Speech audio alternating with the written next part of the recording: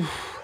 Ah oui, même pas 24 heures après la sortie du Qu'est-ce qui s'est passé d'Hell in a Cell, que vous avez déjà été, oula, très nombreux à avoir déjà regardé. Je l'ai sorti un peu tard, je sais, c'est sorti à minuit, mais ça faisait longtemps que j'avais pas sorti un Qu'est-ce qui s'est passé à J+24, avec toute la prod qui s'est fait le jour même, hein, c'est-à-dire le matage du show, une petite nuit de sommeil, et à partir de là, écriture, tournage, montage, voilà. Vous avez été très nombreux, et je vous en remercie, à vous être montrés bienveillants vis-à-vis de moi, parce que c'est vrai que Sturi, en ce moment, avec les Raw recap, les SmackDown recap, Qu'est-ce qui s'est passé, Sturi Stradamus, etc., etc. Il est vrai que je mets beaucoup d'énergie, et le temps de souffler arrive, les amis, puisque oui, c'est une triste nouvelle. Enfin, triste nouvelle pour vous, mais probablement pas pour moi, parce que pour moi, c'est bien. Je prends quelques jours de congé.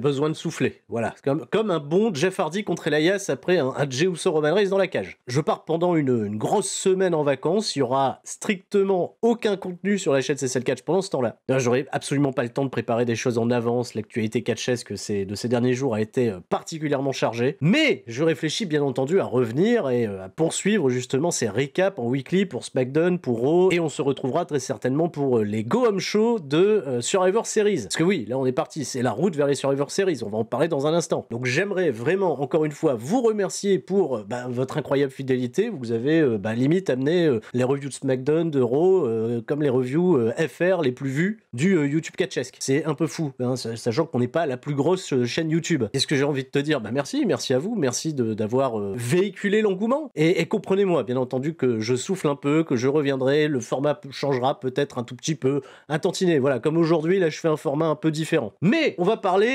de Monday Night Raw, c'est l'Euro Recap. Et ça va être très intéressant de voir que 24 heures après Hell in a Cell, tiens, j'avais pas noté le match entre Randy Orton et Drew McIntyre.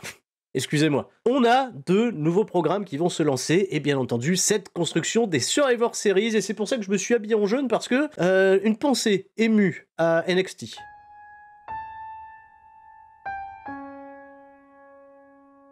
Ah, c'est dur. J'ai le regret de vous annoncer que vous n'êtes pas concerné. Et non, c'est comme ça, hein, NXT sera, une fois de plus, la Ligue 2, hein, à moins d'une surprise. À moins que là, mercredi, tu vois, pour le spécial Halloween Havoc, les mecs se disent on n'est pas invités?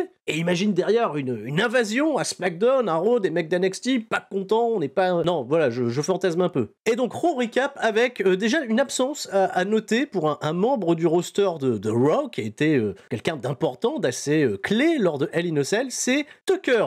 Oui, on va parler de Tucker, le traître Tucker qui a trahi Otis, qui, je le rappelle, a perdu sa manette au profit du Miz. Et là, Tucker, ça tourne pas mal là sur les réseaux sociaux, apparemment, est toujours affilié à la branche de SmackDown, sur le site officiel www.com. Alors, est-ce que c'est un oubli? Est-ce qu'ils l'ont ramené à SmackDown? En tout cas, moi, j'ai pris quelques petites nouvelles de Tucker, tu sais, l'homme qui a besoin d'un script. Oui, juste avant de faire sa promo, le mec, il a jeté discrètement le petit papier pour pas... Mais on t'a gaulé, frère. Non, Tucker, ça va, en fait, il a fait Main Event. Voilà, il est aux enregistrements de Main Event, et ça va peut-être pas vous spoiler, hein, je sais pas s'il y a des gens qui sont aficionados de Main Event, mais Tucker, il va perdre contre Humberto Carrillo cette semaine. Gros projet Tucker.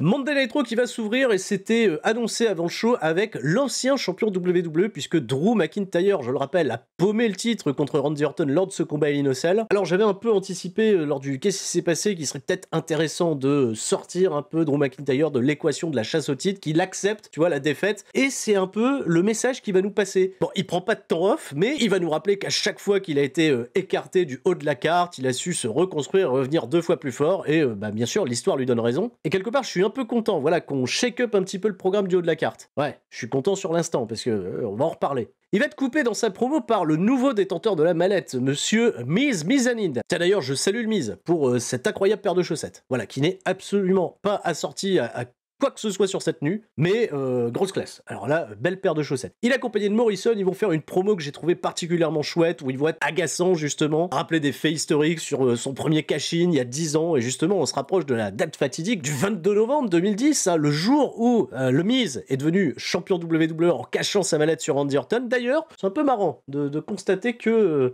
Survivor Series, ça sera le 22 novembre. Alors McIntyre, il est pas du tout content d'être interrompu, il va mettre un violent coup de tête à notre bon ami le Miz, avant d'enchaîner avec une bonne droite sur John Morrison. Morrison qui s'amusait à faire l'accent écossais. C'était un petit peu drôle, voilà. Ça me rappelait là aussi la feud qu'ils avaient eue il y a un petit peu plus de 10 ans. Et sera annoncé juste après ça un combat pour McIntyre contre le Miz. McIntyre, même pas 24 heures après avoir chuté, bon pas du toit de la cellule, mais d'une partie quand même assez haute de la cellule sur la tête des commentateurs, il a un match, ça va. C'est... vendre les blessures, bon il vendra la blessure quand même pendant le combat, on y reviendra. Nos bons amis Tom Phillips, Byron Saxton et Samoa Joe qui a l'air définitivement envie de mourir sur cette photo, sur cette image, voilà. Je pense qu'il a envie de catcher Samoa Joe, on aimerait bien voir catcher Samoa Joe. Nous annonce qu'il y aura des matchs qualificatifs pour intégrer l'équipe de Raw au Survivor Series, puisque oui, dans la tradition, ça sera encore une fois Raw contre SmackDown avec, comme chaque année, juste de l'exhibition et... aucun enjeu. Non, aucun. D'ailleurs, je sais pas, l'enjeu, je le ressens absolument pas. Depuis qu'il n'y a plus de general manager, je sais pas véritablement qui soutenir. Est-ce qu'il faut soutenir Raw? Est-ce qu'il faut soutenir SmackDown? De toute façon, les matchs qu'ils vont annoncer, c'est des babyface contre babyface et heel contre heel. Ah, ça va être intéressant. Keith Lee affrontera Elias, parce que pourquoi pas. Matt Riddle va affronter Sheamus, hein, les perdants de la semaine dernière qui s'affrontent pour intégrer l'équipe. Oui, on va jouer le prestige. Et Jeff Hardy affrontera AJ Styles, un match qu'on a déjà beaucoup vu du côté de SmackDown. Pas de Braun Strowman, étonnamment. Et pas de Braun Strowman d'ailleurs pendant tout l'épisode. Il avait gagné pourtant la semaine dernière. Bon, non, pas de Braun Strowman, on sait pas, petit congé. Et on va entamer le show avec ce premier match où AJ Styles, toujours flanqué de Jordan O'Mogbein, son associé. Il faut pas le regarder, il faut pas lui parler, il faut pas s'intéresser à lui parce que ça le met de mauvais poil. AJ Styles est fantastique. Ce plan de caméra où t'as Styles qui est plus petit, tu vois, que Jordan. Évidemment, tout le monde est plus petit que Jordan O'Mogbein, tout le monde lève la tête, tout le monde a un torticolis. Je trouve ça magnifique. Je trouve ça super. Pour l'instant, c'est la deuxième semaine qu'on voit ce duo et je suis déjà conquis. Jeff Hardy, il va se faire attraper, tu vois, par Jordan. Il va vouloir faire un dive à l'extérieur et c'est O'Mogbein qui va l'attraper et ils sont partis en pub. On sait pas s'il l'a reposé gentiment, si il l'a massacré. Enfin, je pense qu'il veut pas se faire disqualifier non plus, AJ Styles, donc il a agi dans l'intérêt de son associé. AJ Styles va finalement remporter le match avec un phénoménal forearm. C'était un match honnête, voilà, qui a duré 10 minutes, pub incluse. Pauvre Jeff Hardy, qui après ce match se fera attaquer à coups de guitare par Elias. Le programme est loin d'être terminé. On retrouve R-Truth backstage. R-Truth qui a conservé le championnat 24 dans le kick-off de Hell in a Cell, donc ça a son importance. R-Truth nous révèle qu'il y aura un match tag où Lince Dorado et Grand Metalik affronteront Drew Gulak et Akira Tozawa et que R-Truth va passer dans les parages parce qu'il aime vivre dangereusement, il paraît. Donc forcément, le match a lieu, il va durer 2 minutes, même pas, et encore, il y a 1 minute de catch entre les deux équipes parce qu'R-Truth justement va se pointer et Akira Tozawa il se dit, il y a le titre 24/7, vas-y, on va tenter le pin sur R-Truth. Mais R-Truth y contre et il envoie Akira Tozawa dans les barrières, il n'y a pas de disqualification. Non, le match tag se poursuit, il va y avoir des tombées, voilà, il va y avoir des matchs dans des matchs, ça aussi ça doit être, je sais pas, les idées d'un créatif un petit peu spécial à faire plusieurs matchs à la fois.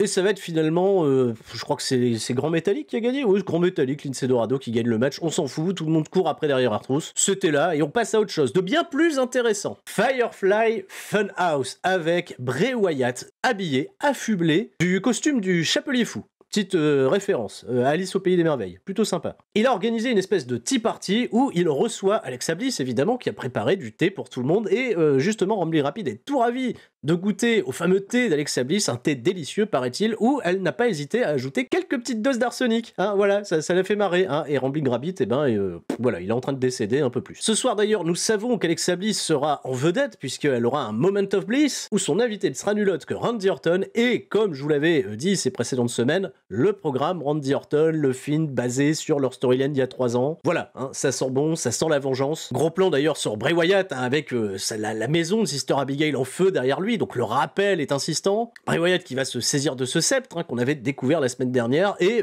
asséner des coups toujours plus forts sur Rambling Rabbit. Parce que, voilà, Rambling Rabbit, si vous avez un petit peu suivi toutes mes théories sur la Firefly Funhouse, il représente un petit peu l'esprit de l'ancien Bray Wyatt, un peu bohème. Et toujours, tiens, au niveau des théories, ça va vous intéresser. Pourquoi y avait-il d'inscrit sur le chapeau de Bray Wyatt les nombres 19 et 11? Et sachez que c'est pas la première fois que Bray Wyatt met en scène ces deux nombres, puisqu'il faut remonter à un épisode de Monday Night Raw de septembre 2019, si je dis pas de conneries, où Sister Abigail, enfin non, pas Sister Abigail, Abby the Witch, avait son horloge qui était bloquée sur un 3.16, on parlait de Stone Cold Steve Austin, hop, il l'a réparé et ça affichait 11-19.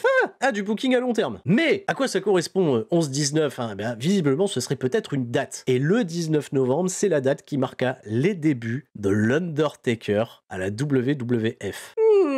Je vous rappelle, hein, on fête les 30 ans de carrière de l'Undertaker au Survivor Series le 22 novembre. Est-ce que ce serait pas le plot twist final, un film d'Undertaker, une confrontation, un angle? Je pense pas qu'il y aurait un match. Mais le passage de main est véritablement en train de s'écrire sous nos yeux. Keith Lee, en interview avec Charlie Caruso, il est pas content de ce que lui a fait Braun Strowman la semaine dernière. Donc, il va se venger sur Elias aujourd'hui. Ça fait sens. On retrouve également les championnes par équipe Shayna Baszler et Nia Jax en compagnie de Adam Pearce. Elles vont composer, enfin, elles aimeraient composer, tu vois, l'équipe féminine des Survivor Series. Je donne des petits papiers comme ça à Adam Pearce. Mais Adam Pearce, il fait, ouais, non, mais c'est moi qui vais révéler un petit peu plus tard qui composera cette équipe. Elias est dans le ring, un moment concert, bien entendu, on fait la promotion du nouvel album qui va sortir, puisque c'est la vérité universelle. Et cette vérité universelle, c'est tout le monde marche avec Elias. Enfin, ça, c'est Kevin Dodd dans son camion, encore une fois, qui nous met les petits effets sonores. Elias Keith Lee, c'est pas forcément très intéressant, ça va, c'est décent dans le ring, mais ça va durer quoi cette affaire? Ça va quand même durer 10 minutes, hein, avec la pub incluse. On va juste découvrir que Rétribution, ils sont encore là, eux. Rétribution contre le Hurt Business, encore dans un match par élimination. Voilà, petite prémisse des Survivor Series, vous attendez pas à voir Rétribution au Survivor Series, je ne pense pas. Keith Lee remporte le match avec la Spirit Bomb, après qu'il y ait eu une petite distraction de l'ami Jeff Hardy, hein, qui va d'ailleurs mettre lui aussi un coup de guitare à Elias à la fin du match. Programme se poursuit. On retrouve le Hurt Business qui sont en train de bolosser un mec parce qu'ils voulaient utiliser leur chiotte. Bon, ok. Randy Orton en interview avec Charlie Caruso, il est dans le Moment of Bliss ce soir. Est-ce qu'il a peur du Fiend? Non. Randy Orton, il a peur de personne, et certainement pas non plus du Big Dog, hein, qui va le citer, parce que, champion universel, champion WWE, vous risquez de vous retrouver au Survivor Series l'un face à l'autre. Un immense et très très joli promo clip sur Rétribution. Merde, il y a encore un projet. Bah ouais, Rétribution, ils ont un très très beau vidéoclip avec un Ali qui a l'air menaçant, on fait peur, on met des effets de glitch. On essaye de nous faire croire qu'il y a encore des choses à craindre. Mais pour l'instant, voilà, je rappelle le bilan comptable, c'est 3 apparitions, 3 défaites. Et quand le Hurt Business va au ring, on découvre cette incroyable affiche. Hein, champion intercontinental contre champion des États-Unis, Bobby Lashley contre Sami Zayn.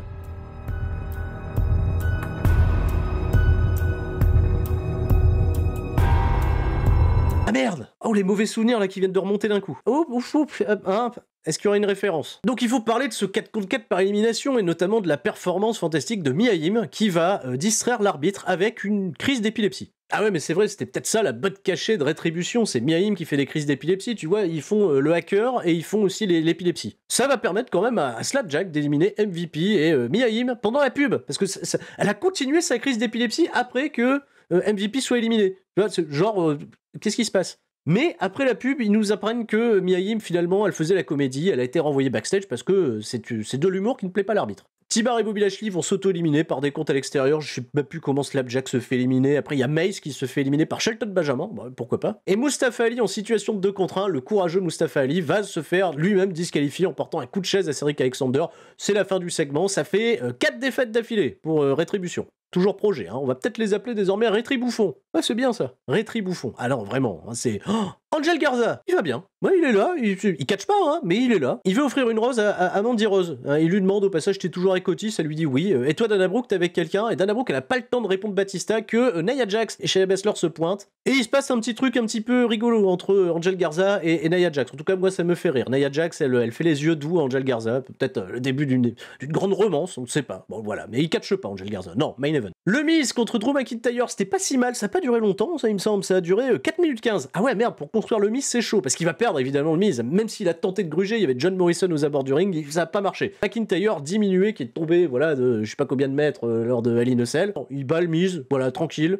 Avec un bon Claymore Kick. Non, ça va, ils ont un bon match, mais c'est un peu étonnant d'avoir décidé de faire un tel match à ce moment précis, tu vois, de demander Nitro et de leur avoir donné que 4 minutes, quoi. Le New Day, ils vont faire une superbe parodie des Street Profits. L'imitation de Xavier Woods est bluffante. Voilà, il fait un excellent Montez Ford. Parce que, oui, c'est sur Survivor Series, le New Day affrontera les Street Profits dans ce match champion contre champion, qui, comme pour tous les matchs, n'aura aucun enjeu, à part nous divertir, c'est de l'exhibition. Asuka les rejoint et nous dévoile qu'elle affrontera Sasha Banks à Survivor Series. Bon, ça, c'est si Sasha Banks est toujours championne, hein, on sait toujours comment ça se passe, les premières défenses de titre. Et enfin, j'en parlais tout à l'heure, mais c'est confirmé, Roman Reigns contre Randy Orton, si les deux hommes sont toujours champions d'ici les séries. Bon, c'est dans pas longtemps, les séries, c'est dans un peu plus de 3 semaines. Et leur business, à la fin, se pointe, et leur business, tu vois, déjà, ils n'ont plus rien à foutre de Rétribouffon, là. Ils ciblent les championnats par équipe de Xavier Woods et de Kofi Kingston. Ah, ça peut être intéressant, mais ça dépend. Qui ils vont envoyer en équipe? Ah, si c'est Shelton Benjamin, Cedric Alexander, oh, quoique, pourquoi pas. McIntyre, en interview avec Charlie Caruso, nous dit que, c'est vrai, il y a le Moment of Bliss avec Randy Orton.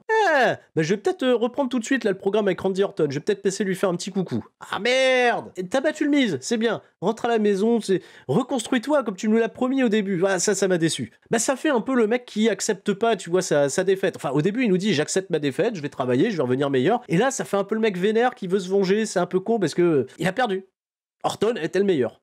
Voilà. Adam Pearce, c'est Patrouche, voilà, qui prend du galon, Patrouche, il commence à évoluer un petit peu au sein de la hiérarchie. Ben, ils vont annoncer les participantes à l'équipe féminine d'Euro pour les Survivor Series. Alors, il y a forcément Nia Jax, Shayna Baszler, il y a Mandy Rose et Dana Brooke, et la quatrième sera déterminée dans un Fatal 4-Way, attention, grand ce hype, hein. On a Peyton Royce, Lacey Evans, Nikki Cross et Lana, hein, et figure-toi, qui va gagner? Bah, c'est la seule qui a, je sais pas s'il y a un programme, mais bon, c'est Lana qui a gagné. Ouais, c'est Lana. Bon, déjà, il y a plus le projet des chaussures, là, avec là, ouais, vous m'avez expliqué, c'est quoi? C'était des Yeezy. Apparemment, c'est des chaussures qui coûtent cher, qui ont été créées par Jay-Z. Si je dis pas de conneries. Moi, je connaissais pas, j'ai juste trouvé ça très étonnant. Elle a mis des chaussures normales, elle a gagné à la fin, elle a été opportuniste. Hein. Bon, c'était pas un bon match, hein, évidemment, non. Et après ça, tout va bien, elle va faire un gros câlin à Nia Jax. On retrouve Charlie Caruso qui interviewe une porte. Ouais, elle est devant la porte de Randy Orton. Bon, il va l'ouvrir, Randy Orton, il va dire alors, tu vas quand même au Moment of Bliss avec Bray Wyatt, est-ce que t'as peur du film? C'est un disque qui tourne en boucle, on sait pas quoi dire. Oui, bien sûr qu'il va aller au Moment of Bliss, c'est intéressant pour lui, donc allez. Rétribouffons, ils font encore une vignette en disant ah, on est méchant, on fait peur, on va se venger, on va attaquer, on va. Non, bah vous allez faire votre promo et on va essayer de peut-être de pas vous oublier, mais peut-être vous donner quand même quelque chose de consistant un jour. Sheamus contre Matt Riddle, ça sera le dernier match de Monday Night Raw, et autant vous dire, ça a duré combien de temps cette affaire? J'ai même pas vu le temps, ça a duré quoi? Ça a duré 13 minutes, hein, c'était bien, c'était pas mal, c'était un bon match de catch, peut-être un des meilleurs matchs de catch de Sheamus depuis son retour en activité, je trouvais ça assez intéressant, même Matt Riddle, ça a bien bougé, et Sheamus gagne clean à la fin. Sheamus, Brock Kick, il va remporter le match et se qualifier dans cette équipe de Monday Night Raw qui compte déjà AJ Styles, Keith Lee et Sheamus, et 2 autres participants. Alors, s'il fallait choisir des participants avec du star power, mettez McIntyre et Braun Strowman. Je vois pas pourquoi on mettrait d'autres personnes, et au moins on met toutes les chances de son côté du côté de Monday Night Raw. Sinon, ni Strowman ni McIntyre, ils ont de plan pour les Survivor Series. Ce serait un peu con. C'est le moment du dernier angle avec Alexa Bliss, le Moment of Bliss. Elle est toute contente, voilà, elle reçoit Randy Orton qui veut pas s'asseoir. Alexa Bliss va lui dire alors, toi et McIntyre, vous avez brûlé la maison hier. Tu vois, c'est une expression pour dire vous avez fait le spectacle, vous avez fait un truc super. Mais brûler la maison, évidemment, ça résonne autrement dans la tête de Randy Orton. Ça le renvoie à la feud d'il y a 3 ans contre le Fiend d'où il avait brûlé la maison de Sister Abigail. Bon, Orton, il va dire Alexa Bliss, je sais très bien à quoi tu joues, est-ce qu'il est là? Est-ce que le Fiend est dans la place? Et le Fiend n'est pas dans la place puisque c'est McIntyre hein, qui répond présent à l'appel et bagarre. Voilà, évidemment, bagarre. Les lumières s'éteignent, le Fiend apparaît. Alors, il apparaît un petit peu tard, il y a Randy Orton, il a le temps de remonter la rampe et le Fiend apparaît derrière lui. Alors, le plan est cool et il se passera rien. Je pensais qu'ils allaient finir Monday Night Raw sur cette image hein, qui était suffisante à elle-même pour nous dire c'est bon, programme, Fiend, Randy Orton, c'est parti, ça va s'écrire, ça va être bien. Mais non, les lumières se rallument, le Fiend, on le voit plus, et c'est rebagarre entre McIntyre et Randy Orton, et c'est marre, et c'est tout. Fin de Monday Night Raw, c'était un peu étonnant. Bien, mais je suis quand même ravi, parce que ce programme, Orton, Fiend, même si clairement personne n'est habillé comme babyface, eh ben je dis pourquoi pas, surtout si ça peut faire appel à beaucoup d'éléments de storytelling de la feud d'il y a 3 ans. La feud était super, la feud était exceptionnelle, c'est juste que ça s'est très mal fini. Le match de WrestleMania était à chier, voilà, il faut dire ce qui est. Le House of Horror match, voilà, tu vois, mais Bray Wyatt, j'ai l'impression que vraiment dans son écriture, il veut laver, tu vois, tout ce qui n'a pas été dans sa carrière les années précédentes. Et c'est la fin de ce Raw recap. Et voilà, on se quitte. C'est la dernière fois que vous me voyez pendant quelques jours. Ça va vous faire du bien, vous avez beaucoup supporté ma gueule ces derniers temps, donc calmement, sagement, je vous remercie encore une fois pour tout le soutien et toutes les bonnes choses que vous avez dit au sujet des dernières vidéos, vous êtes bien éclatés. Sachez que je me suis bien éclaté également à vous les proposer, ça fait extrêmement plaisir de voir vos retours. Merci à WWE, hein, sans qui j'aurais probablement pas cette inspiration, hein, voilà, je mets souvent du sel, mais je les apprécie beaucoup très fort. Sur ce, je vous souhaite à tous une excellente fin de soirée, et tout le monde reste